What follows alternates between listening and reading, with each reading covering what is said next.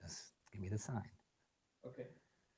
Hi, I'm Indy Nidell, and welcome to a Great War live stream special. Now, we've done some specials in association with one of our best pals, Othais from C&Rsenal, which is a fantastic YouTube channel that you should all check out.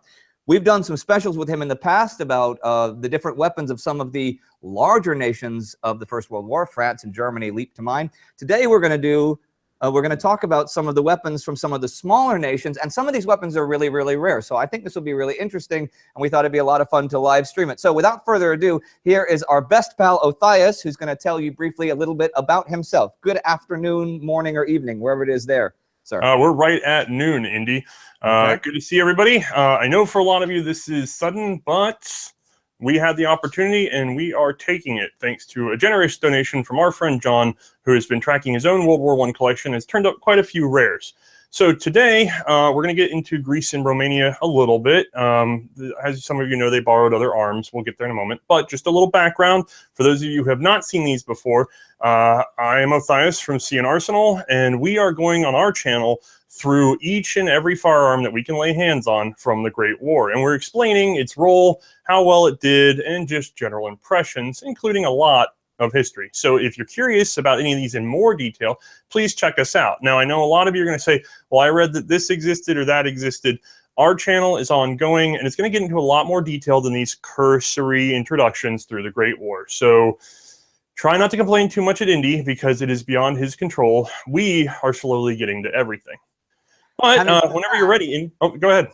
No, I was just going to say, having said that, people who have not checked out your channel, even just the detail you go to on some of the stuff that we talked to about a little bit is really awesome. And I like the way that the two channels really work well together. I love doing these collaborations because I think they're really, well, they certainly help my channel anyway, that's for certain. No, I agree. As a matter of fact, I recommend anybody that subscribes to our channel, please check out The Great War, because it provides a context that we really can't. I mean, there's no way for us to get into that much detail over the time that we have available. So I think they pair well together, especially if you care about small arms history or military history.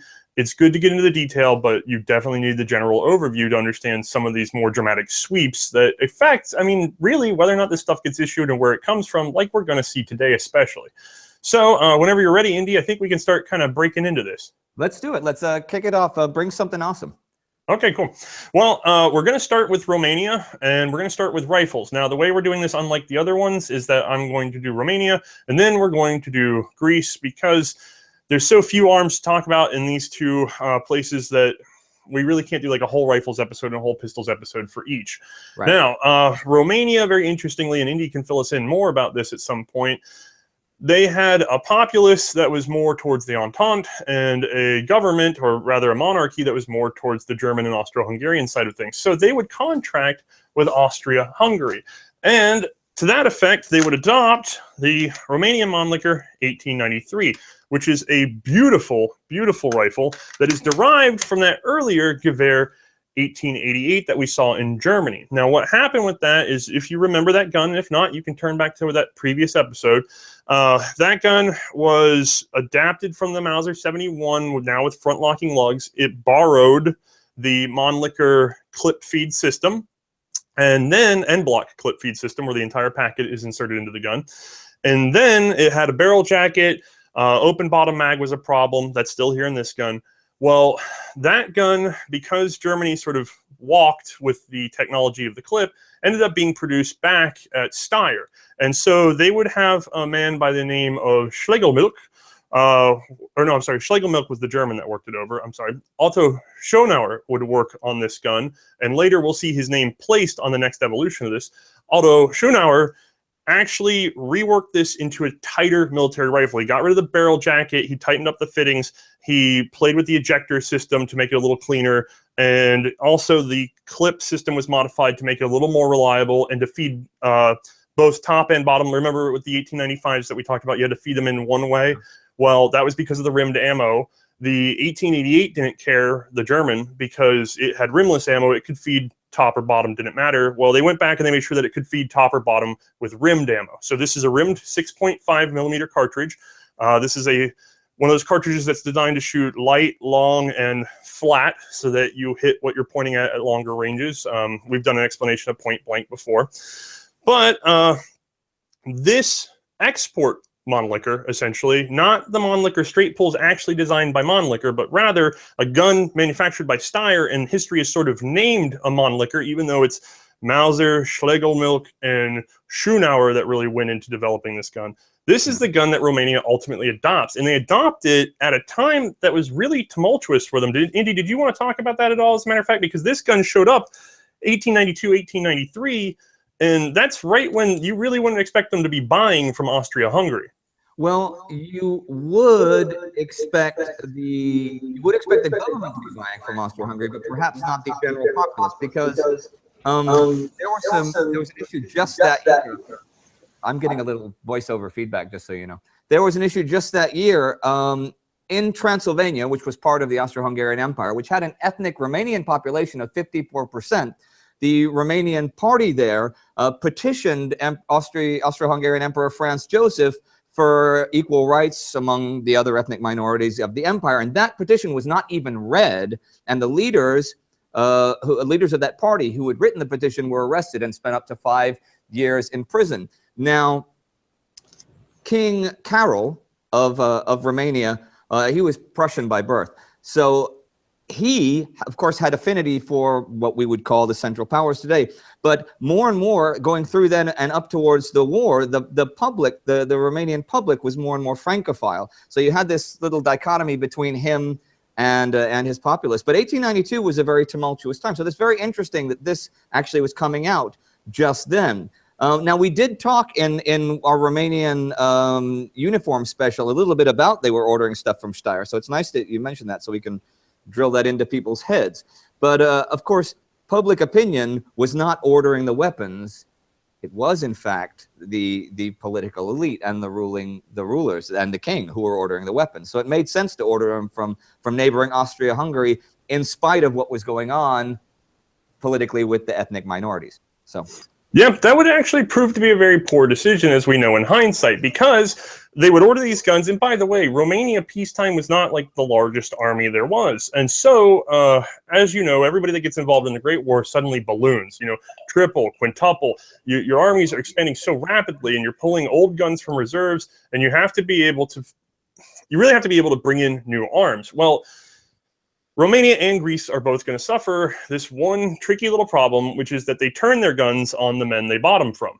And so they weren't really able to buy any more. And that created logistical nightmares. I mean, you have a 6.5 millimeter rimmed cartridge for this gun, beautiful as it may be, and now you have to get more ammo. Yes, you have domestic production. It cannot keep up. You're barely able to put out one cartridge per rifle in the country per day. Once you're in the thick of the war. You also have to be able to replace and repair these. And again, you have no outside supplier because you're firing on him. all right. And as a matter of fact, you're going to see guns like this that were due to be delivered being seized by Austria-Hungary and used against the people they were meant to be issued to. So overall, it's not a very good idea to go to war with your arms supplier. Now, That's something I think we should all take home from this today. If any of you guys are planning on going to war with somebody, make certain it's not your actual arms supplier or arms dealer that you're going to war with, right? Yep. Now, so these would be much more prevalent at the beginning of the war for Romania. And then as they were consumed by the war, or ammunition ran out, or whatever, they disappeared. And as a matter of fact, they're quite rare today because they didn't weather the post-war period well either. So we're very lucky to have been able to borrow some. Now, I'll show this to you in more detail, but before we get there, just a little bit more background. These guns would mostly be displaced by the end of the war by French equipment, but we've already talked about French equipment. You'll also see some Russian equipment in a lot of photos. You're also going to see captured Austro-Hungarian equipment that, say, Russia, actually, we know that Russia captured at least 40,000 guns that they turned straight over to Romania. So you're going to see Austro-Hungarian Mannlichers, you're going to see French rifles. There's a fairly wide mix compared to a lot of other nations. And by the way, when you're a small nation trying to fight, you now have to sort all those cartridges. You have instances where this rifle is sitting alongside of French carbines, and they do not take the same cartridge, and you can't really adapt either of them to the other ammo. So when we talk about the struggles that Romania had, that just adds yet another, needle on that haystack. Now, I know we mentioned in one of our episodes that some of the Romanian reserves were still actually using single-shot black powder rifles. Yeah. Yes, they were using Peabody Martinis that were also manufactured by Steyr. So Okay. Well, yeah. now So, they wouldn't be ordering new ones at that point, but that's the level of desperation they got to. They had to field single-shot rifles because this, their primary arm, was unavailable.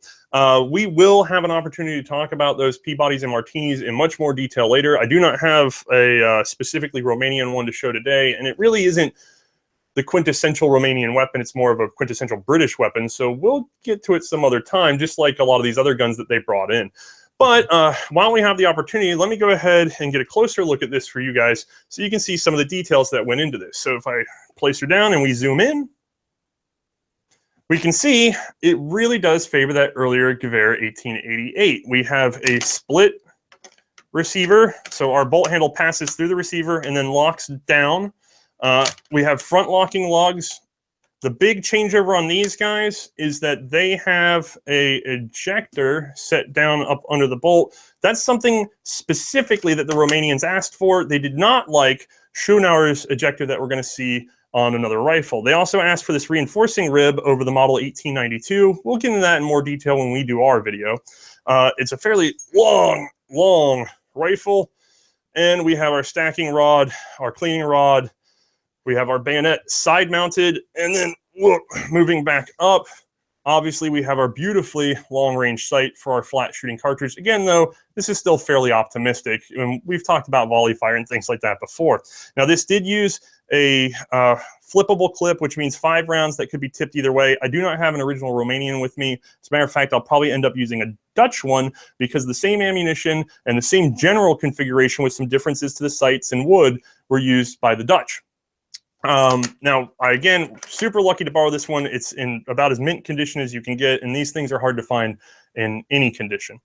But if we zoom out, I can show you that they were not entirely dependent on just this, because, I mean, again, we've seen this in World War I. We're pushing 50 inches every time we do any of these long guns. Right. Well, if you're on horseback, that ain't going to work.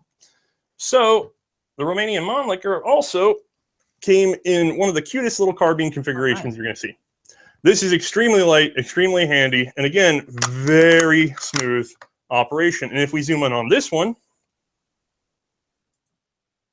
we can actually see that we do have a Royal Cipher over the top of the chamber. Now, the earliest ones did not, but as the contracts progressed, you see more and more of these getting marked properly for Romania. These same guns, by the way, I'll just let you guys get a look at it while I'm talking. These same style of guns are also going to be purchased by Portugal in smaller numbers, and they'll be around for the war for Portugal, but really not significantly. Well, what kind of numbers are we looking at for these, for the mounted people? What kind of numbers are we looking at for that with Romania? Do you know? Yeah, we're looking at, and I'm trying to go off my memory, but I believe rifles and carbines combined, you're looking at something like 430,000-ish, if my memory serves. I'm trying to go off of pure memory there. But I believe the fielded army of Romania got somewhere in the 800,000s. Now, that's not direct combat. Direct combat, they only ended up 50, 60,000 rifles short. Okay. That's not good for direct combat to be 50,000 rifles short. But yeah, and then again, you also have to be able to issue, you don't always know who's in direct combat, so you got to issue your rifles pretty broadly. It honestly created a huge mess. As a matter of fact, post-war, the bulk of what they were fighting with in that sort of 1919 war with Bulgaria, you're really looking at like French Berthiers. That's really what's being fielded because these have been almost completely consumed. Now, they would sort of trickle back and forth in the post-war arms market, but I don't even know where the glut happened, but somewhere along the line, most of them appear to have been destroyed because these are extremely uncommon anywhere in the world. But that's really it for a specifically Romanian rifle. Again, French equipment, there's other stuff to talk about there, but you guys already have an episode about that kind of thing, and we're looking to talk about what's unique to a specific country. Okay. So if you're ready, or if there's no questions, we can move into the Romanian handgun du jour that is absolutely fascinating, or we can take a couple questions. Well, why don't we can put it all together, because I'm going to wait till Flo comes down here so we can get questions together. But let's go to what the kids on the street have been waiting for, Romanian handguns. And Now, I found the Ernie mug. did you find Ernie mug, or did somebody go? Julian found the Ernie mug, but Okay, you gotta give credit where it's due. Julian found the Ernie mug. All right, so the primary handgun of Romania at this time was actually the Steyr Hahn, which we've already talked about, another Austrian design. Now, they also, before that, and this will tell you sort of the flip-flop of Romanian politics, before that they had that French 1892 revolver, which they named the 1896 with very minor changes because they were bought from a different place. But basically the French 1892 revolver we've already talked about. This guy, those were the standard. But like we saw with the Romanian rifles, those quickly ran out. And so they got desperate. And when I say desperate, I mean it, because they would adopt a Spanish-made revolver that is generally known in the collector's market as the MLE 1915. Now, this one is particularly rough. It's just what I had on hand to be able to talk about this episode. We're looking for a better example as we speak. But this is honestly, in its best condition, not a gun that I would want to fire. As a matter of fact, there will probably be no firing demo for this episode on this gun unless we manage to work some real magic. Now, if we zoom in, we can see why. So this is a copy of a Belgian design that is known as the Perfection. Now, this is out of like the Bayard Piper family. The big difference on this gun is that to open the cylinder, it has a crane lock here, and then we're out. Okay, now this is extremely rough, and they would have been in better finish than this new, don't get me wrong, but the metal would still be particularly poor quality. As you can see, this particular one at some point in its life was either rechambered or we don't completely understand the cartridge of these. There's really not a ton of information out there. I am working on observed notes and a little bit of inventory information that people have been kind enough to gift me, and we're still trying to sort out all the details of the story of this particularly odd gun. It's been misunderstood for a number of years. I will say, from what we can see, it's marked AE. The best guess is that's Antonio Oresti, who also produced revolvers for France. And you're going to see them in the handgun market too. All these Spanish clones that we've been talking about. Right.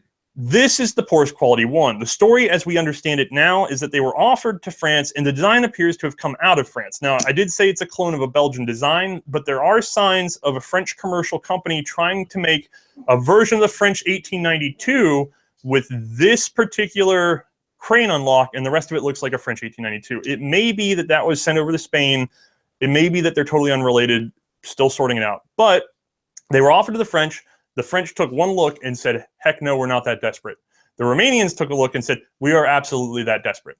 And so they... Now, when were these offered to? When was Romania taking shipments of these? The gun comes from about 1915. When they were actually received is hard to say. Probably around 1916, though, from when we see other Spanish revolvers making it into the Romanian market. They would also adopt a top break design that we're going to discuss more when we get over to the Russian side of things, sort of, and then there's going to be a lot more detail on our channel. It's just that we can't get that far into the weeds on this show. But it would appear that I lost my secondary camera. Aha. Hold on. I've got a battery malfunction. Okay, give me 1 second. Sure, no problem. All right, guys, live shows and all. So anyway, I'll just kill time. Yeah, now I was talking about King Carol and the early 1890s in Romania. Now, you've probably seen it in our regular episodes, since I'm assuming all of you have watched all of our regular episodes. But if you haven't, King Carol, who was, of course, he was a Central Powers fan. He died just after the war began, and King Ferdinand became the king of Romania. And King Ferdinand, even though he was Prussian-born, was very much a Romania. He was going to be Romanian. And so it turned out when the war began that King Carol had, in fact, signed a secret agreement that bound Romania to the Triple Alliance of Germany, Austria, Hungary, and Italy. And let's not get into Italy about that. We did a whole special episode about that. But he wanted to go to war with the Central Powers when the war began, although not just public opinion, but the cabinet and the entire legislation in Romania said, no, that's not going to happen, because even the secret agreement says it's a defensive alliance. And since Austria-Hungary was the aggressor, Romania was not going to war there. Once Carol came over, and with the Francophile public, the country became, of course, more and more leaning towards the Entente powers, especially thinking of the land that could be taken where all of those ethnic Romanians lived in Transylvania. for example, and the things that Romania could get by joining the war. Now, I'm not going to go into that now since we spent the last 8 months talking about Romania fighting in the war and stuff. But it's very interesting to think of the Spanish weapons coming in and thinking about how they would come in. Of course, Spain was neutral. I don't know much about how Spanish trade went through, for example, through Constantinople and into the Black Sea and into Romania. But I can't think of very many other ways how that would come except around through Russia. Now, Russia was the only one of Romania's allies that could, in fact, provide a lot of actual on-the-spot man and materials support, which, again, we've talked about all the time. So it makes perfect sense that Russia would be helping with them supplying weapons and fixing weapons. But no, you're absolutely right, though. When you spend 25 years buying weapons and importing weapons from Steyr, from Austria-Hungary, and then you go to war with Austria-Hungary, you have problems with ammunition and weapons. All right, we're up and running. So to your point, it looks like these were provided through the French. It really does look like the French were the handlers. However, there's not a strong paperwork trail. But there's enough details in this gun to find it fascinating anyway. So like I said, we have our crane release, which is a little unusual on a revolver. We also have a manual safety so that you cannot cock that hammer back or pull the trigger, which again, unusual on a revolver, except for what we talked about Germany. And then the other thing with this gun that's very unique, and this one particularly has suffered from it, is we actually have a set screw for the barrel here, which implies that this is a softer steel or maybe iron frame, and that you cannot torque the barrel down in order to get a tight seal on that barrel when you're assembling it. So in other words, the stress required to set the barrel to be fireable is probably enough to crack either the frame or the barrel. And given the condition of these guns over time, I would say they are definitely mild steel or maybe even iron. I really haven't sat down and super examined this. But there's a set screw that keeps the barrel in place, unlike anything else that we've seen. And so this particular one's stripped out. So the barrel is just completely free spinning because it doesn't have any torque on its own whatsoever. Now, a lot of these would be sold commercially. We can zoom back out. A lot of these would be sold commercially after the war. So there's kind of a weird mix because what didn't get bought by Romania or France had to be marketed elsewhere. So a lot of these, like this one, have been reamed out to 38 to be more marketable back in America or maybe Latin America. So we find them in all sorts of weird condition, and it can be hard to sort out just what's going on. I apparently have an angry dog. And what's the dog's name? Berg. Hold on. Okay. Berg. It's like the first time I've ever had a dog interruption. It is the first time we've actually had a dog on our show. Yeah, I have Ernie. He has a dog. I think it's a stalemate. I have no idea what's agitating him, but he normally isn't. Anyway, we've had all these shows, and this is the first time it's ever been a problem. Just a quick question, though, since I'm sure people are going to ask. Is May with you today? No. As a matter of fact, we didn't have anybody available, so I bullied poor Bailey to help me out. Yep. So hi, Bailey. She's had a 5-minute run on the cameras, which is why I have to jump up and down. But we had these things here now, and it was best to go ahead and talk about them before I had to give them up. But anyway, on this guy, what was I just on? Oh, the barrel free spinning and the are you talking about the sales in yes, America? So yeah, 38 Africa. Post-war, you have this sort of market collapse with Spain because they've been building these things for the war, and it's really become part of the economy in that region. And so you see a lot of these turn to being marketed in the US, and that which was not necessarily bought is re-reamed. This particular one, the lanyard ring's been filled. It's been converted to 38. It looks like it never actually made it to Romania, unless there's something we don't quite understand about these, because a number have turned up in 38 with their lanyard rings. But in general, it's just a sign, despite the lack of hard research on these just yet, it's a sign of how bad the situation was for a country like that, that they're accepting something like this that is really made of poor metal and is much poorer quality than anything on the market. And it's just because at that time it would chamber the 8mm ordnance cartridge. No, I'm just saying, I remember when we were doing the French special, when we were talking about, the problems the French had, with all the different guns coming from Spain and the different ammunitions, and if France is saying no to them and Romania is saying yes to them, then... Right. Yeah. France was that flexible to accept, non-standard magazines, and yet they weren't flexible enough for this. So that'll put a sign on it. And also, by the way, it does say how some countries would downplay the importance of a handgun. It'd be important to have one, and yes, it should go bang a couple times, but do we really need it to last forever when we're in the middle of a war? this is what we start to look at. Now, keep an eye on our channel because I'm doing a lot more research on these. I've been asking a lot of questions of people that have them, and I'm slowly making my way through some examples. We're going to piece together the story as best we can. This is probably one of the least understood things that we're going to try to include in our show. So if anything is not completely correct, I apologize. This one's in active research by everybody, not just me. I don't know of anybody that's an expert in these. All right, so with that, if we have time, we can switch over to Greece. Although what I'll probably do is put in a cooldown and take some side questions while we're at it. That way we're not stressing the Greek thing out. Okay. Yeah. Well, how long does it take you to cool down your cameras? Like 5 minutes or so, yeah? Yeah, something like that. All right. Well, this is interesting because you say, we know Spain was neutral because, again, back to the shipping. And even if they got them through France, how would they get them? How would they come to Romania is my question. I suppose they could get them through Russia, but still, I'm just curious how they would get them in Romania once Romania was actively at war with all four Central Powers.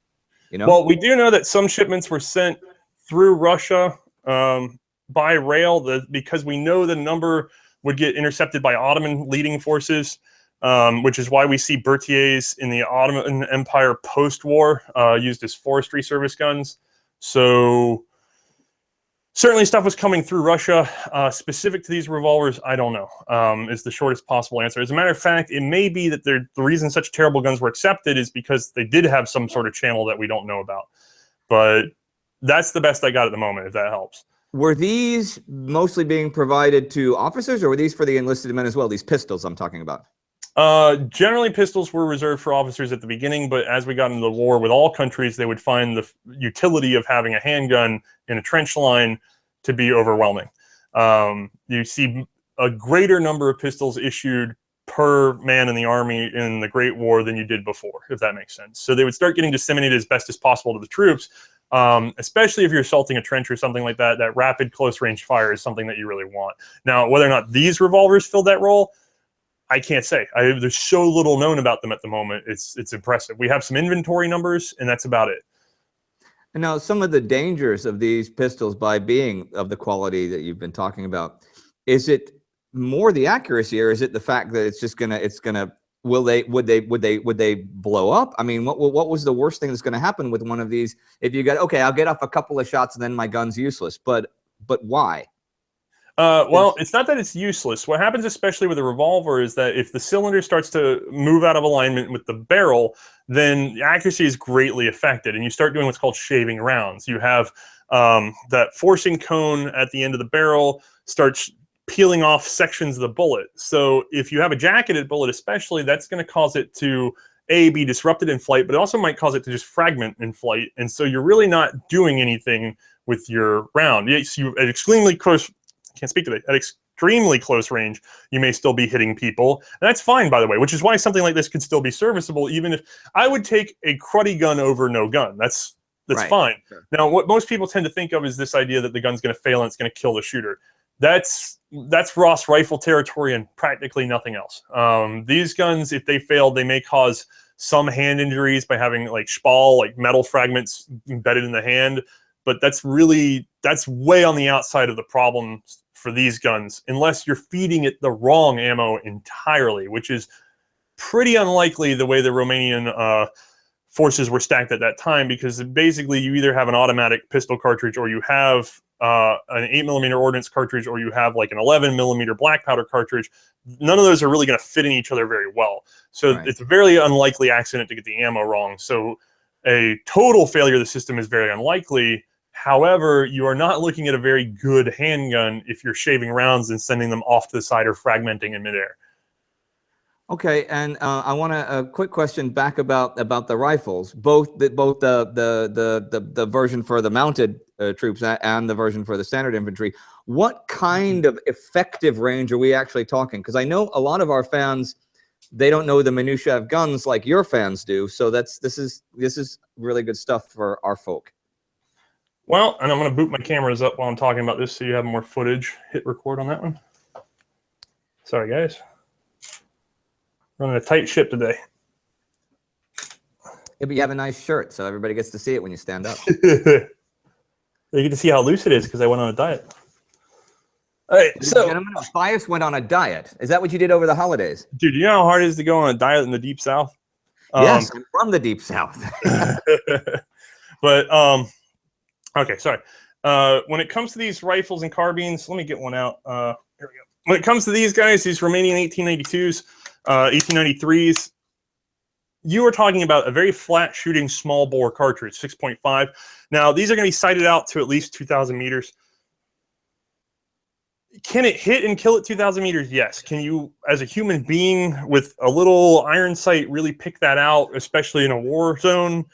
Probably not. But you are talking about if somebody was sharp-eyed enough, you've got an easy 1,000 meters. Okay. On the gun and the ammo. But the problem is being that sharp-eyed in those conditions, it's really overplayed. They would sit on ranges and decide that they had a gun that could hit a man down at 1,000 meters easy if they just took their time and their breath and yada. Then you get into the war zone and you find out that all your combat is under 500. Honestly, all your combat is within 300 meters. So we see a lot of post-war changes to these guns, including things going to fixed sights and lower range sights. And then on past World War II, we especially see them switching to intermediate cartridges and smaller carbines because maneuverability is worth way more than that long range accuracy. This is sort of a holdover from the old line firing system where you just wanted to reach out and touch the other guy before he could touch you. But once that race was over and you have mechanized warfare, you're really not working at that range. So these guns far exceed the range of World War I, if that makes sense. It does make sense, and I know we've talked about this before about you know, especially with like French and German weapons, about how they were in the trenches when you're only, you know, maybe 100 meters away from your enemy. But I know you know, certainly the first couple of months of the Romanian campaign, particularly in the north, well, half of the campaign was mountain and valley warfare. Would these provide more of an advantage there with a longer range, or were people still thinking, you know what, most of this is still really close fighting? No, actually, if you're talking about long range in the mountains, again, we talked about this with the Carcanos with Italy. Having that long flat shooting cartridge was a good thing. And same here. When you get to shooting from mountaintop to mountaintop, you want to dial in that accuracy. You want to get the flattest shooting cartridge you can. Now, you can have a gun that is absolutely precise, that it'll lay the same bullets into the same hole every time if you mount it in a jig. But if the sights don't make sense to the shooter, then it's a lot harder. So the more sight adjustment, the heavier, fatter bullets that curve through the air like this, that means that the soldier has to be aware of how to adjust his sight, how to line up where that hit's hitting. He has to be able to see where it's hitting to adjust, or at least know the math for it, yada, yada, yada. If you can get that curve flatter so that it's just barely a curve at all, then yes, you have a tactical advantage because now your guys don't have to think quite as hard when they set up their rifles. And I can assure you, they're not doing a lot of thinking when they dial these things in the heat of the moment and have a target of opportunity. So well, they haven't had the training, so yeah. Yep. Flatter shooting was better. Now, the problem with flatter shooting is it has to be smaller, lighter, and therefore it's not as hard hitting. And most countries would move more towards heavier 8mm or 30-06, that kind of thing. You're going to see a lot of places thicken up their cartridges going into World War II. They just wanted something that would really knock a man down, especially at close range. These tend to be, they go straight through. They cause a lot of damage, don't get me wrong. But statistically, they cause less damage than the heavier, slower ones. That's the trade-off, is, you know, roughly. There's a million ways to talk about this, though, and the shape of the bullet can really help that, and yada, yada, yada. But then the Hague comes in and says you can't have flat bullets, and there are 900 ways to argue this. The general, simplest explanation: faster, lighter, flatter, and therefore not as brutal. Or you have slower, more curved, and then heavier knockdown. Was there much of a difference in either range or accuracy between the longer, heavier version and between the mounted version for the mounted troops? They would change whether or not you can adjust the sights out, but again, this is sighted up to 1700. And realistically, you're not going to be doing easy long shots on this guy for 1,000 meters, mostly because of the sight radius more than the bore. Yes, by the time our bullet leaves this shorter barrel, we have less pressure on it, and therefore it's not going to fly as far as straight. But again, World War I distances, it's not a big deal. We're going to find out that the short rifle or the carbine is the way to just universally equip your troops. It saves material, saves maneuverability. It's not a big detriment, but that's something they had to learn over the course of the war. The only real downside of this gun is the sight radius, which is that this guy is much closer to this guy, and for the human eye, the further apart they are, the easier it is to line up your shot. Right, of course. Okay. All right. You wanna you ready to move on to some of the Greek stuff? Or? Sure. All right. Cool. Now, the Greeks would adopt another version of the same system, again, a descendant of the German Gewehr 1888. So let me make sure I'm pulling my right guy. They would, around 1904, 1905, start pulling in what they called the model 1903. I hope that's not too confusing. But this actually bears Otto Schönauer's name. So this is the Mannlicher Schönauer. Now again, just to recap, we have a German Gewehr 88 style gun, which borrowed from the Mauser 71. Okay, so Schlegel-Milch reworks this Mauser 71 to get the 88. And then Schönauer reworks the Schlegel-Milch design to get this. And then he reworks it again to add a new magazine system. And that magazine system is honestly a thing of beauty. So let me get where I can poke it out, because that's going to be the most fascinating thing to everybody on this show. Okay, cool. I just have to push and twist. And if we zoom in, this gun's defining feature is the fact that it uses a rotary magazine. Again, we have that same sort of bolt action, although we have a slightly different ejector. It's mounted on the left side of the bolt. We have our long-range adjustable sights. We have generally, I mean, honestly, it should look pretty familiar. This is all standard Steyr export Mannlicher stuff. We've lightened up the bolt handle a bit, but no big changes in the action. The big changes are in the magazine. Instead of an end block clip that goes in and stays in, we now have a stripper clip. So we would put on our stripper clip, strip them out, clip goes flying, and then they strip into this guy. And as they strip in, it rotates. And so it'll spin around until 5 rounds are in. And then when the next round gets fed forward, it clicks forward, clicks forward. There's a spring in there. It wants to pop back up. Now, what that does in terms of feeding is that it's not feeding straight up from underneath the bolt. It's feeding a little bit from the side onto a ramp. It's a very positive controlled feed. There's no looseness or wiggling around in there. So when you bolt forward, you can barely feel that you picked up a cartridge. That makes this one of the smoothest bolt action rifles ever made. As a matter of fact, here, zoom me up. As a matter of fact, these were so popular on the commercial market that to this day, the commercial versions that were made at that time for hunting are more valuable than the military ones. So people cut these up. They get the Greek ones. It's almost as good as the commercial one because it's so fine of a rifle. You can have a $2,000 hunting rifle.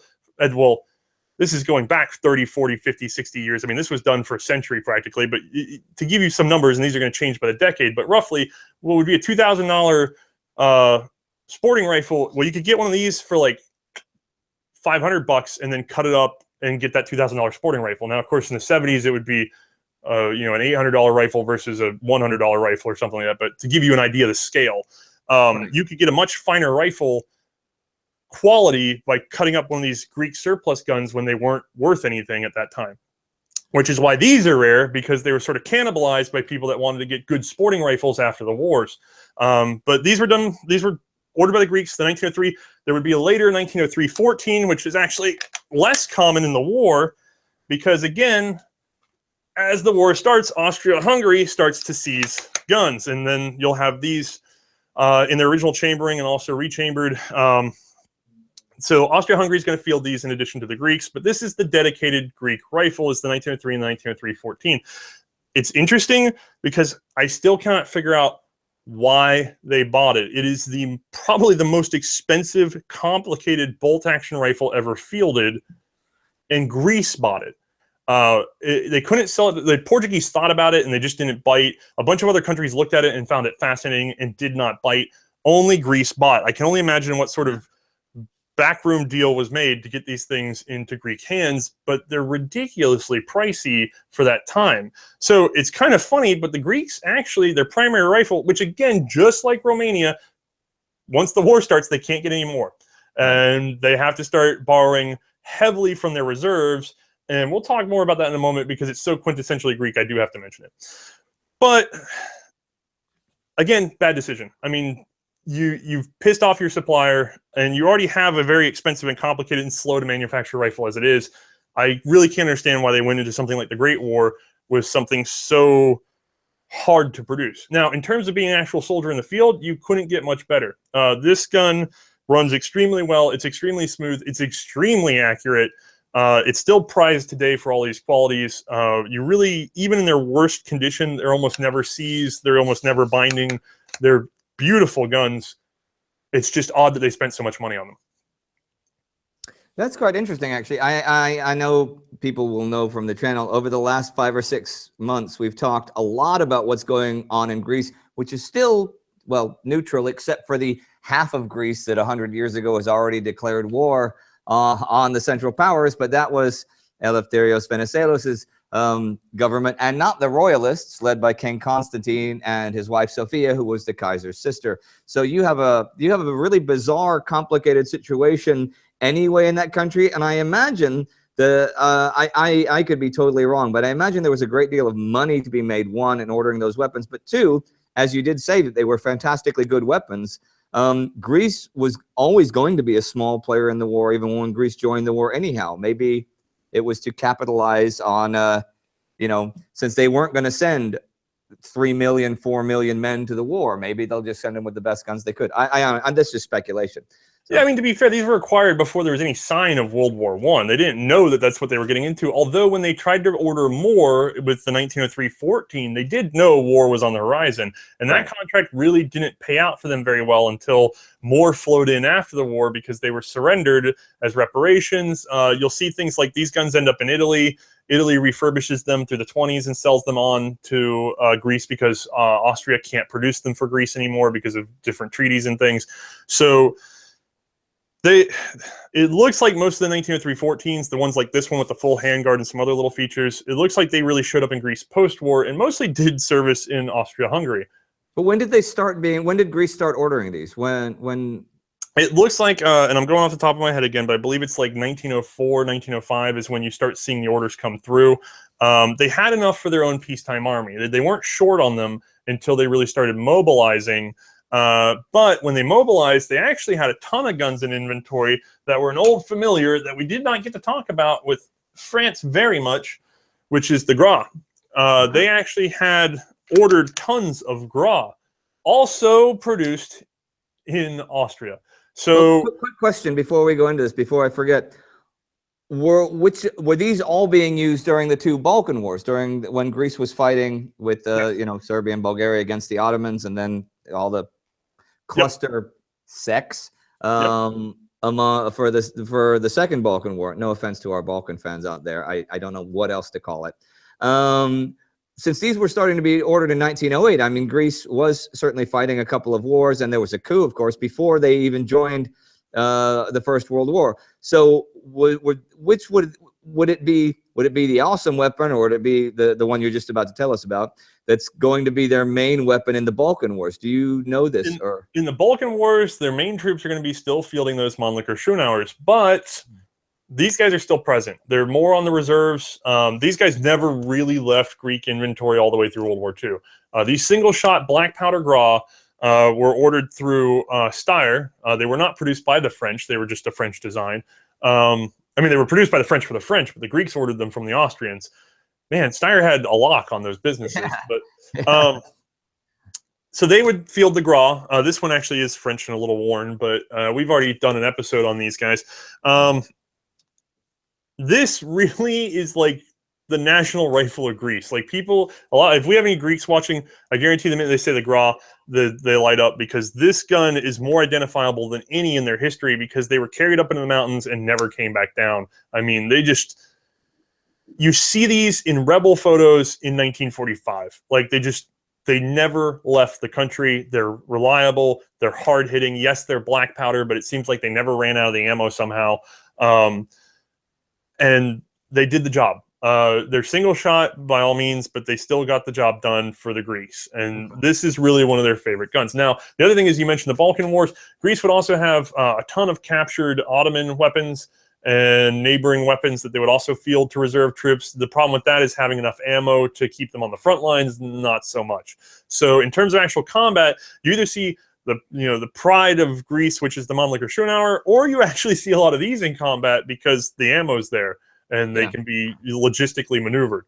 But that's really about it. Those are the two big guns, and then a lot of captured stuff. Okay. Oh, that's really interesting, actually, and it's very interesting that they were still, even long after the war, still using the black powder, still using the single shot. I suppose it depended on the situation, the circumstances of combat. I mean. Yeah, and then the other thing is the Gras just ages well. It's not hard to take care of, other than the black powder fouling, and it seemed like it just sort of stuck around in stores every which way. They just couldn't ever get all of them out of the countryside. But I suppose I can let my cameras recycle real quick, and then we can get into the Greek pistol, which is actually kind of surprising as well. Okay, and I'm going to actually take just a second to recharge my batteries here. So I'm going to walk off camera. So anyone tuning in right now, give me a red button and switch. Just for a second. I'll just give it 1 quick minute to kind of ease off some of that temperature. Can you help me out here?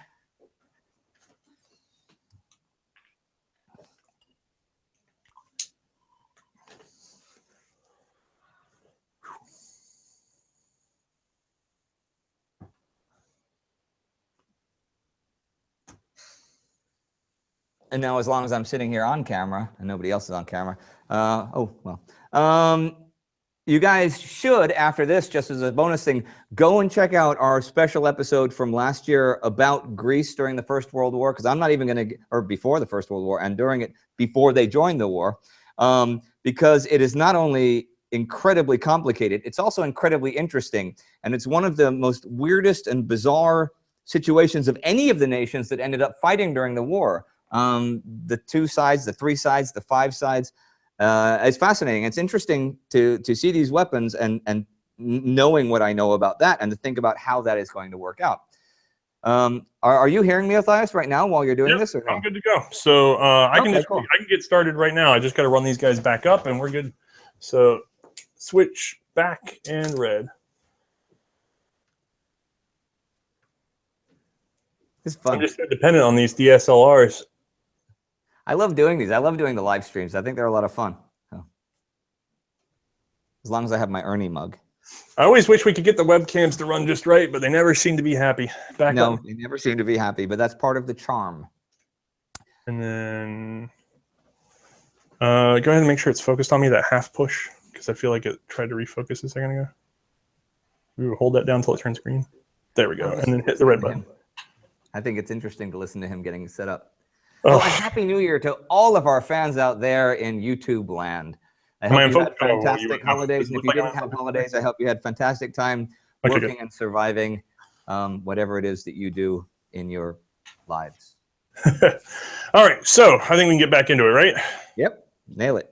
All right, before I go too deep into Greece, I want to make sure that I spell out that they made use of the French ruby. And also, it would appear that they made some use of the Russian Nagant, although in much smaller numbers. And this we're going to talk about when we get to Russia. So we're going to get angry comments about Greece had this and Greece had that. But we are talking about definitively Greek things, definitively Romanian things, not stuff that's just everywhere else in the war too. Right. So to that, Greece would have the notable distinction of being the army to bring the Colt Army Special to the war. These guns were created in order to compete with Smith & Wesson's, what would become the K-frame that everybody's so familiar with. We already have an episode on that, and we very quickly will have an episode on this one in the next couple weeks. But Greece actually ordered these from Colt, but it doesn't appear that Greece did it directly. Again, it appears it went through France, because all the factory letters for these say that the contract was to France. And we know that France didn't field them, and they are actually marked with Greek markings on the heel. Here, let's zoom in for a moment. All right, we're not going to get a lot of resolution on the web show, but that's all right. So if we look down here, and I'll pop a photo to you guys so you can show it more easily, these are going to be marked by the Greek Royal Army or Greek Navy, and they are just chambered in regular old 38 Smith & Wesson Special. So they're just a regular side eject, simultaneous eject, 38 Special, beautiful revolver, honestly, although this one's a little rough because it went through the Ottoman Empire to get back to us. As a matter of fact, I spoke to the man who sold this to us. He had taken it out of Turkey in the 50s. So this probably went to the Ottoman Empire at some point during the conflict and therefore made it back to the U.S. that way. Not a lot special about these double single action revolver. We've talked about a lot of these features, but again, kind of interesting because this is a very good quality weapon. I mean, we've seen a lot worse from a lot of other powers. And again, complicated, kind of expensive. It's right there with that Mannlicher Schonauer. That's like one of the best of that thing. It's one of the best revolvers you can get. It's one of the best bolt action rifles you can get. They're both fairly pricey, although these were acquired during the war. Now, not necessarily during the war for Greece. It looks like 1915, 1916 again, but these are something that they pre-planned. Before the hand, they probably had a lot of private purchases, and it looks like they had the Ruby and some other things, a French design.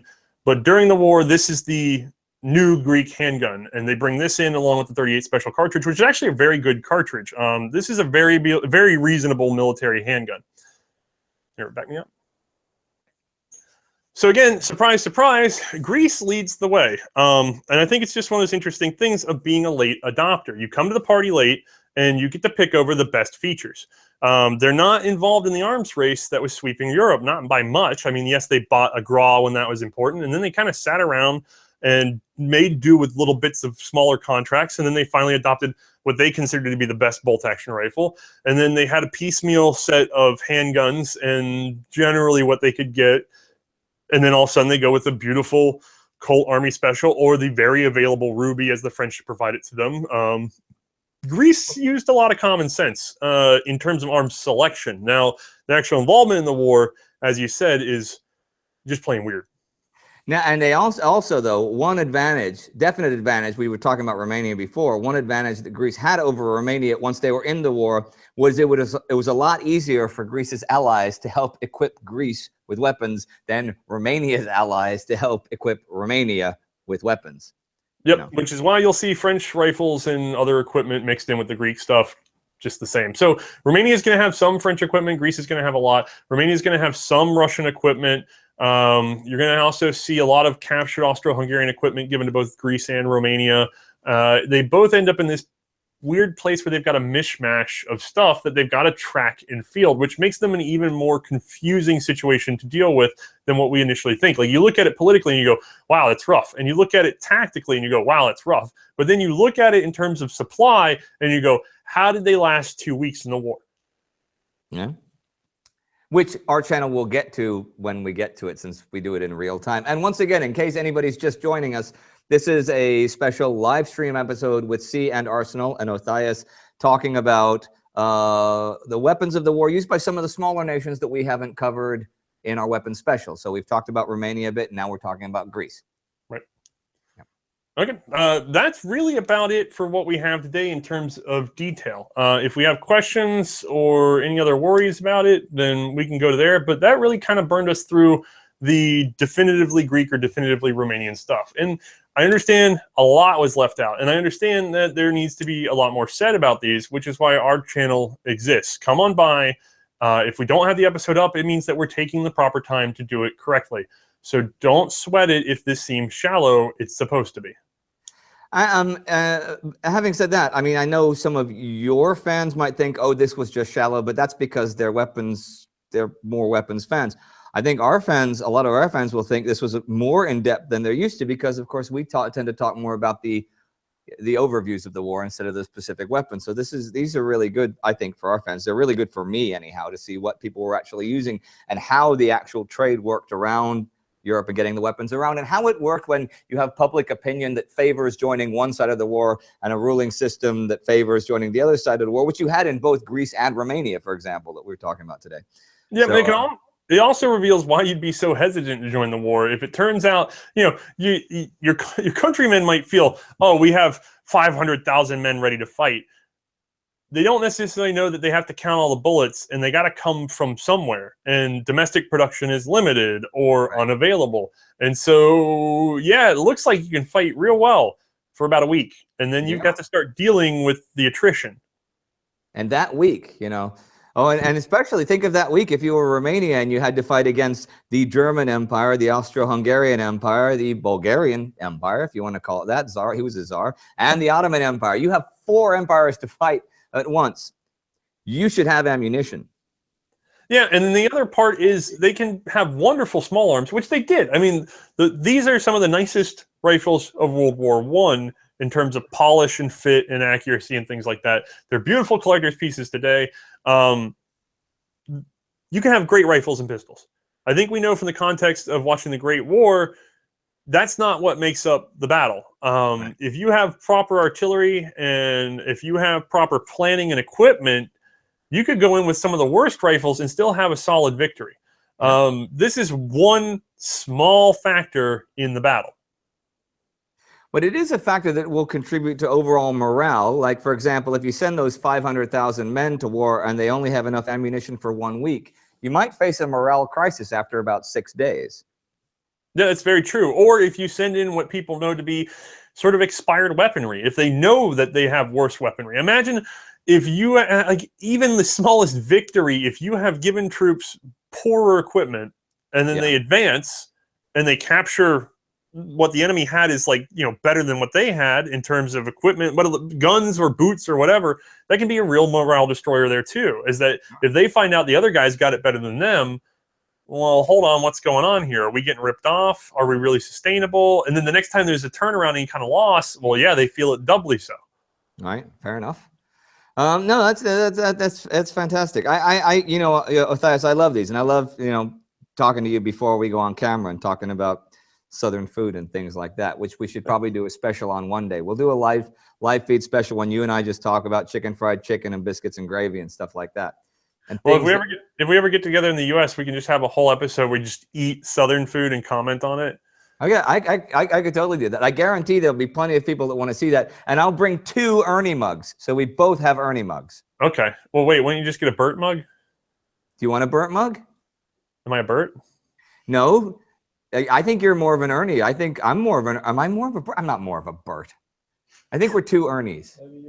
There's only one Ernie. Okay. We can take turns using the Ernie. Flo just asked if I was the Count. Am I the Count? Oh wait. When we edit this, I'm just gonna do something now so that when we do an edited version, you can add the thunder and lightning things that the Count has. Okay. Othais, it's so great that you could come here and show us 1, 2, 3 weapons from the First World War. Oh, I don't even know how to respond to that, Indy. But I'm we're glad. gonna add thunder and lightning to that, so you don't have to respond. Oh, okay. I don't. It's when the count counts. There's always thunder and lightning, I guess.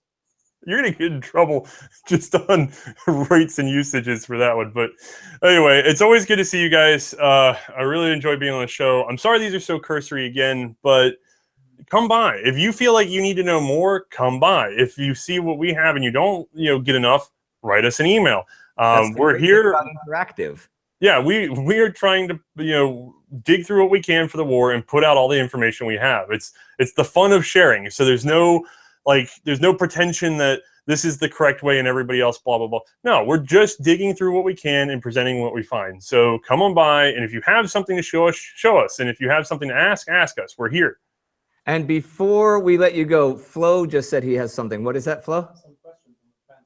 Oh, Flo has some questions from a fan, if that's cool for you. Absolutely. Okay. Could you elaborate on bayonets by any chance? What if these? In terms of these weapons, or what? Yeah.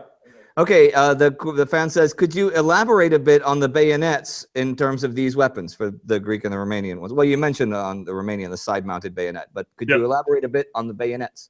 I don't have any with me, unfortunately. Those can be as rare or rarer than the guns. But for the Romanian side, you really just had a standard knife-style bayonet. It didn't look too different from the single-edged. My brain just froze. Single-edged Mannlicher 1895s, but a little bit longer. The interesting thing with the Greeks is that they tended to have a T-back, single-edged, spike-ish bayonet. So it was a long triangle. Boy, it's hard without an example. I'd have to dig up a photo later. But they tended to have longer T-back bayonets that were more for stabby, and the Romanians had more of a blade-style one for slicey. Although ultimately you end up stabbing anyway. The big difference on a bayonet, whether it's like a knife or just a spike, is what utility you get with it when it's not on the gun. So if you have a knife-style bayonet, you can have a knife when it's just on your hip. You can just pull it out and have a knife that you can then put on your gun. If it's more of a spike, it's not that it's useless, because you can still stab somebody with it, don't get me wrong, but you don't get a cutting knife. And honestly, they tend to be a little bit longer with the spikes, and you tend to get a probing tool. So you'll actually see knives become more popular for a while because of the double utility, but then, especially with like the British and things, you'll see spike bayonets come back because they realize, well, we just give them a good knife, and we'll give them just a pokey for a bayonet, because they can use that to probe for mines or trip wires or things like that. Uh-huh. Okay, what else, Phil? Do we have an amount of like how much? Will you restart that camera now? Do we have an amount, I guess for Romania and Greece, do we have an amount of how much ammunition a soldier could expect to carry? Hold on, I'm rebooting the camera here. Okay. And hit it. Yep. And there you hit go. it. Did you hear me? Yes, I did. Sorry. Unfortunately, I do not have ammunition counts on either of the soldiers because sources vary pretty widely on both of those fronts. I'm still picking through information to sort of figure out for my episodes what's going to be the best, most reliable information. It may also be that my sources vary because the equipment probably varied radically whether or not it was a backed force or not, because Romania, early and late in their involvement in the war, and then in their reboot involvement in the war, there's a lot of versions of Romania in the war. So what ammo they had, it would go from plentiful to none, you know? And then with Greece, it's going to depend on if it's just what the official Greek army or the backed Greek army that's sort of being marched by another force into what they're doing. Again, wildly different. So I've seen a lot of different numbers, and I'm not ready to rule on one yet, unfortunately. Okay. Is that good, Flo? Yeah? What? How much more expensive was the Mannlicher Schonauer compared to other bolt-action rifles? Okay. How much more expensive were the Mannlicher Schonauer compared to other bolt-action rifles? In terms of manufacture, they that milling operation for that magazine is probably going to add a good 20 to 30% premium. But whether or not Greece paid that, I have not been able to ascertain. I have not found the exact price that Greece agreed to in their contract. I have a suspicion that Greek ended up with such an expensive rifle. I have a suspicion because Mannlicher was really trying to sell this as a military arm since 1900, and they were not having any buyers. They had frustration just before trying to sell it to Portugal. There is precedent for arms manufacturers to sort of take a loss leader. Now, not necessarily that they're going to take a loss on the gun overall, but they may cut their margin down real thin in order to get one military force to adopt it, so that they can then turn around and say, it was adopted by this small military force, maybe we can sell it to a larger military force. And so they may have been doing that in a bid to get the attention of Austria-Hungary proper, because as we talked about in one of our episodes, Austria-Hungary was looking to replace their rifles right before the war started. So they may have been trying to build some more interest in the Mannlicher Schonauer system. So tricky. I still just haven't found a price point. Again, smaller nations like this, they're not as well researched, they're not as well loved in that sort of post-game review, and so you don't tend to have a lot of people turning over documents. And then also, by the way, countries that have internal unrest, like these countries have, a lot of documentation is lost, so it's very hard to go through the archives and pull who did what and why. And especially, I mean, we're talking about royals that are going against popular opinion to buy from an unfriendly power. They might not have written it all down on the best day, because that tends to stack up later. It might be out there, it might not. We're really waiting for more collectors and researchers to bring it forward. I'm more of an information gatherer, so I'm really dependent on these guys. If anybody watching has access to Greek archives, that would be beautiful, because very recently some people have been turning up some documents from the Romanians, and we have a much better understanding of their numbers of rifles and carbines and things like that on that front. As a matter of fact, those numbers have been helping to even prove that that horrible revolver that we saw actually went into the war, because it was still sort of speculation just a few years ago. Really? You didn't see it in photos or things like that, just to know, oh yeah, they were actually using it? Pistols are notoriously hard to find in photos, and it's interesting, but the less popular a weapon is, the less likely you are to see it in a photo. So there are very common, well-documented, large production handguns that I still have not found photos for in the war, because it's always on some officer's holster, and it was kind of rude to stand around pointing a gun for a photo op. Now, it seems cool, but you generally see enlisted men doing that. And it also depends on the army, too. So you tend to see a lot more playful photos out of Germany, because they had more soldiers with cameras and they were allowed to take photos. France, you really don't see a lot of photos at all, because they were so tightly controlled. Right. It really depends on the army and the availability. And also, if you're sort of a third, if you're not like a first power, your soldiers probably don't even have cameras. So there's not a lot of candid moments to nail this stuff. And so we dig through archives. And by the way, even if they were taken, they didn't have to make it through all those periods of unrust and family hand-downs and yada. And they have to be in good preserved condition. And then we have to be able to get them scanned so that we can even find them if we're digging digitally, or it has to be sort of traded or sold if we want to find it in the physical market. And if you know of beautiful World War I handgun photos, by all means, always email them to me, because I'm always on the lookout, especially for oddballs. It took me a good 6 months to get a real good photo of a soldier in the trench line with an 1892 revolver, and you can barely see it. So it's tricky. And that's the 1892. It's the standard of France. So it's rough. Anything else, Flo? Could you briefly list maybe the other pistols they used from other powers that we talked about in other episodes, so that people can check them out? Oh, yeah. Okay. Yeah, this is sort of just to help wrap it up, Othais. Can you briefly mention some of the you want handguns or rifles too? Some of the other weapons that they used from other powers that we have in other episodes, so people can go through the comments and link to, Sure. we'll put links to the other episodes. You can say you want to see the Berthier, you can look here, you want, So when it comes to Greece, oh, is he saying something still? Oh, sorry, I thought I heard Flo. When it comes to Greece, you're going to see a lot of French equipment floating around. Specifically, you're going to see like the Ruby pistol makes its way into Greece, probably gifted by France at the same time that they're bringing over those Colt revolvers. You're going to see possibly Nagant, although that's kind of tricky. That's still being debated around a bit. There's a lot of stuff that's in the air on Greek equipment because we have some post-war inventory numbers, but the question is, when did it show up and how did it show up? For rifles, you are definitely seeing the Mannlicher Schönauer. You are definitely seeing the Gra. Those are the big two. You will also see captured Ottoman equipment from previous wars. You're also going to see captured Austro-Hungarian equipment that was turned over to the Greeks for use. And that's really about it for the big picture stuff that you're going to see all the time. Over in Romania, the most common thing at first would be the Romanian contract Mannlichers, the 1892 and 1893 in carbines, like we saw today. And then the second most common is probably that Steyr-made Peabody Martini single-shot black powder rifle. We have not done anything with the Great War on those yet, but we will. Then after that, when it comes to handguns for Romania, their standard is, like I said, that Steyr Han that we have already seen in one Great War episode, and we're going to do more detail at C&Rsenal. They also would have... Oh, I lost my main. I can see you. Yeah, I've lost my main for the edited. I want to make sure I have this for you. Okay. Oh, it ran overheated. Just kill the power. We always run that temperature requirement right at the end, don't we? Yeah, I know. Sorry. Just give it a minute. I'll just restart on the pistols real quick. That way you have the footage, because I'm sure Flo will want that. If he is trying to get his hands on other Ottoman Balkan... Oh, yeah. Flo asked me to just ask you that in the meantime, while you're waiting for this, are you trying to get your hands on, what is it?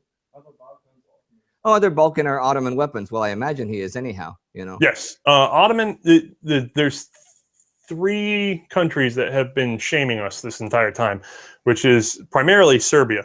Serbian weapons are almost completely unobtainium because they were so universally reworked after the war and then consumed in more conflict. So those have been the absolute hardest for me.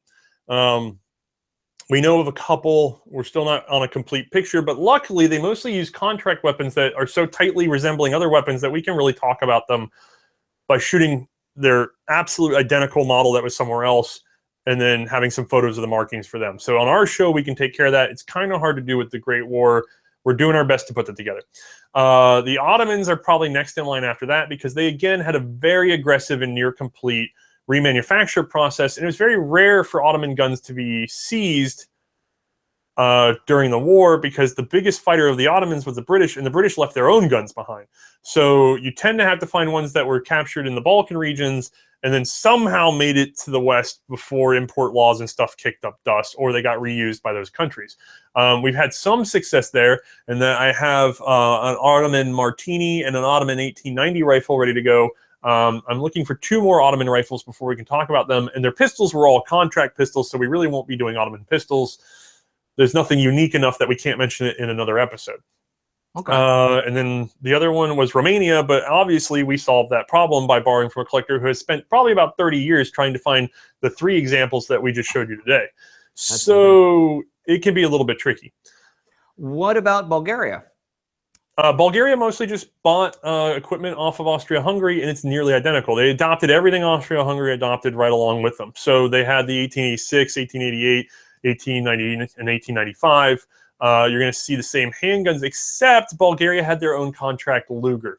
That's really the big difference is in the handguns. Bulgaria went with the Luger. Okay, well, that's some of the questions that we had been asked us just in general. And I know we mentioned some of the weapons in our Ottoman uniform special, which I'm sure you'll put the links to. Anything else, Phil? Restart me. Let him finish on the He's being restarted right now, so if there's Yep, anything... I can get that. I'll ask him. and as a conclusion would be what are the live streams we're planning for the Thank you. What is it? Okay.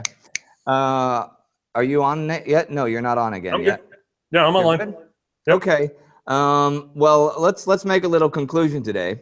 And it's really fun to do these live streams, especially to do it instead of just a general special. I mean, we always have a special on Mondays, and it's nice to have a live stream. One, it's nice to see you and talk to you, but I think it's really interesting to get the way you explain it and stuff. It really fits in as a complete contrast to what we do. Now, we are going to do more live streams in the future. Tony, am I ready to? Oh, you have to restart my camera right now. So I'm supposed, wait, before I ask you to say anything that makes an awesome conclusion, I have to get permission from Tony, right? Well, I can do my bit on the Greek handguns that we didn't get wrapped up on. Or the... Awesome. Wait, what was I doing? Greek handguns? Oh, good. I did... Romanian handguns. No? No, the Greeks I said used the ruby and the... No, I did the Greeks. It was the Romanians maybe that I hadn't gotten to. Anyway, let me just do Romanian handguns again so we have it for the edited show. If it's boring, I'm sorry, guys. I've lost complete track of what we're doing. So Romanian handguns would be... Oh, I remember. Romanian rifles and handguns. I can do this in one big go because I actually had something to add. So the Romanians would mostly field at the beginning their 1892, 1893 rifles and carbines.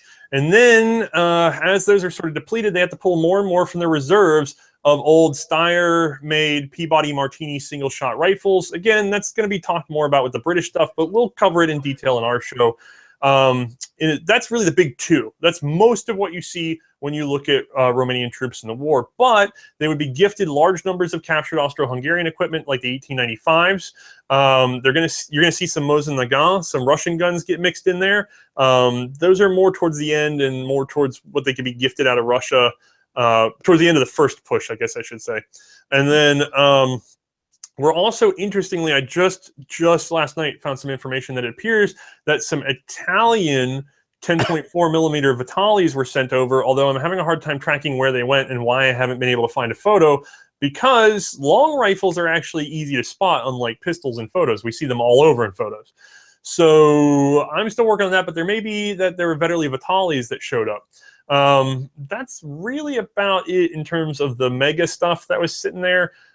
French equipment like the Berthier comes flowing in by the ton afterwards, and so you mostly see Romania with Berthiers right at the very end of the conflict and going into their conflict with Hungary. With Hungary. Yep. I think I probably said Bulgaria earlier now that I'm thinking about it. You did, but I didn't. I was going to correct you afterwards, and I forgot because you were in the middle of a flow. So. Oh, good Lord. Well, it was The Hungary. Romanian-Hungarian War. Before Yes. anybody writes in about what anything said, we will cover that when we get down towards the end of the war. And Yeah. stuff, so forgive him that. So My brain starts going. But yeah, that's about it. There really isn't. There's other stuff that worms its way in, and we can get really into the weeds, but it's not worth it at that point. That's the big decisions that they had to make. okay. But yeah, do you need to wrap out now, I guess? We do need to wrap on you. Let's say, what did you say, Flo? You wanted me to say? Asking what live streams we can expect. Okay, wait, let me look in the camera and draw myself up to my full height sitting down. Othais, what sort of live streams can we expect to do together in the future? Well, as you know, you guys have been harassing me endlessly about British equipment, and we finally got enough together that we can do that. As a matter of fact, I just have one last piece to repair, which is why we're doing this episode, actually. We're planning on the British equipment, but there's one snag, and honestly, opportunistically, by the time we did the British equipment, we would not have had time to do these before I need to get these beautiful and very valuable things back to their owners. So this was a moment of opportunity, and then next, it really does look like, barring any unforeseen circumstances, we can finally properly talk about British equipment in the Great War. Okay, that's great. So none of you need to write into us about British equipment in the Great War, because you realize that unless something terrible happens, we will be doing British equipment next. And if we don't, then you can write to us and tell us that we're terrible people for not doing British small arms and larger arms and any arms during the Great War. Okay. Anybody who's just joined us, because I know you were expecting a special, well, this is a special. This was once again a special live stream in association with Othais and his awesome channel, C&Rsenal, where you should all go and subscribe and look at really, really cool descriptions and actual in action weapons that we've talked about a little bit, but he talks about a lot more often. Now, I know May's not here today, and many of you miss her, but thanks, Othais, and thanks, Bailey, as well, for hopping in and helping out. Thank you. No problem. I don't think my loft can pick her up. It's okay.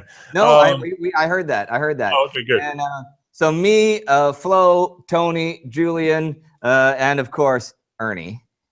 Well, thanks for tuning in today. Do I have anything else to add, Flo? I can. What? Tomorrow there's a Cadorna episode. Cadorna. Really? Yeah. Oh, I did. You know, I didn't even know that. Okay. I'm gonna blow a few minds right now.